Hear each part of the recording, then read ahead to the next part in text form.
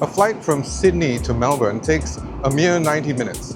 But no! Today I chose the scenic route, the poetic route, the economically viable route. Today we're taking the train, the intercity train from Sydney to Melbourne on economy class, and it's going to take us a grand total of about 11 hours. So buckle up, or actually don't buckle up. We don't need a seatbelt where we're going, but I'm going to take you with me. Let's go.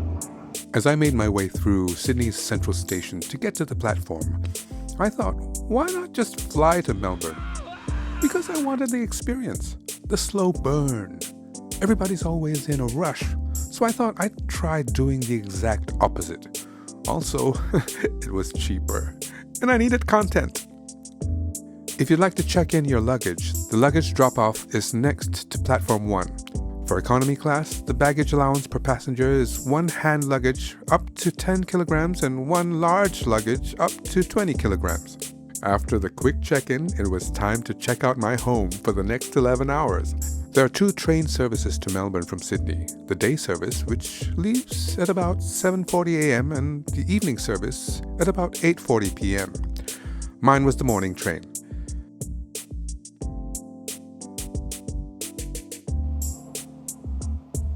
I noticed that my seat was actually pretty comfy. The distance between the seats is actually quite big.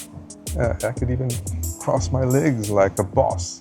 But that's because I've got short legs. The economy class seats can recline to about 28 degrees, which is not too bad, and there is also a fold-out footrest. The fold-out tray was actually pretty sturdy.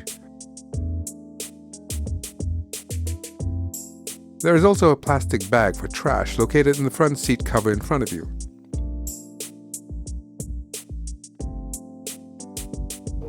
Let's have a look at the first class seats. The only difference between first class and economy class to my eye is just a little more legroom and a larger reclining angle at 40 degrees. One of the carriages contains fold-out beds for the overnight trips, but in the daytime they remain folded up, and the cabins here are used just for first class seating. 11 hours in a confined space with strangers could result in you becoming friends with your seat neighbor. There's no attitude, Tom. I said please, okay? And it's a logical thing to do. It's a logical thing to do, okay? Or not. There is a buffet car that serves hot and cold meals and beverages. I think I'll be back here later. People not travelling with us this morning, please kindly leave the service and stand behind the yellow safety line. This is the 7:40 XPT service through to Melbourne. And with that announcement, it was time for our journey to begin. All the romanticism associated with a long train trip started to fill my soul as the train ambled along the track, gradually picking up speed. As the train ambled on, out of town, and my phone network reception started to dwindle, I started to realize just how dependent I was on the internet to pass the time. So I thought I'd take a little walk and check out the toilet on this train. The toilet's really nice and clean, and I'm amazed at how well maintained it is, given that this train first started service in 1982. I came back to my seat, and as the cityscape out the window slowly transformed into countryside, I noticed the time seemed to move a little slower here. So I thought I'd try to take a nap. I'm not sure how many naps I took, but every time I woke up, it seemed like I found myself not getting any closer to my destination. So I tried some alternate methods of passing the time. I met a farmer back there, and he gave me a trick on how you can count cows at a distance in the pasture. And that is, you count the number of legs and then you divide by 4. Okay, so there's only so many cattle's feet that one can count. So I decided to get some actual work done on my laptop. Thankfully, the fold-out table is sturdy enough for a 16-inch laptop, but there's no space for a mouse. Working on my computer without an internet connection made me realize that I had a bad habit of opening my browser after every few minutes of working. Yes, I know that for a lot of us, our work requires an internet connection for research, but my work didn't require it, and if I'm being honest, I was just looking for that quick distraction. Of course, with no internet, I had to get back to work.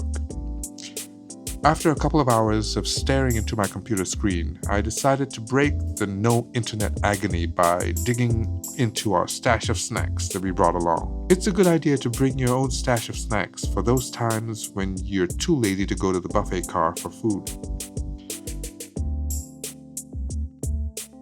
Toasty, fruit salad, fruit juice, yogurt, tea, coffee, hot chocolate. Eventually, I decided to sample the food at the buffet car, and after a few minutes, I had lunch, which turned out to be quite appetizing. As we got further along on the trip, I started to realize that this train is so much more than just mere transport to get me from one city to another. Because the constant distraction of the internet is very much minimized on this train, all you have left is the lovely scenery gliding past you, your fellow passengers, and dare I say it, your own thoughts. For me, the picturesque Australian countryside helped to relax my mind and bring me to a state of mental ease and well-being that I haven't experienced in quite a while. As I drifted in and out on my food coma naps, I found that being in this long trip gave me a sense of relaxation that I had long forgotten existed. And that's when I started to appreciate this ride in a way I had never before.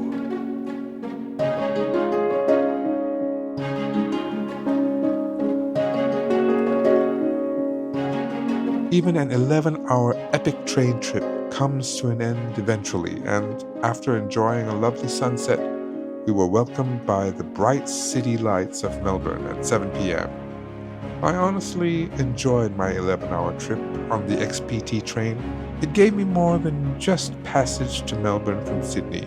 It gently nudged me into taking some time off from the dizzying speed that life can sometimes get to, and just take all the time I need to recharge my soul, and for a few hours at least, not to be distracted by the internet. Thanks for coming on this trip with me.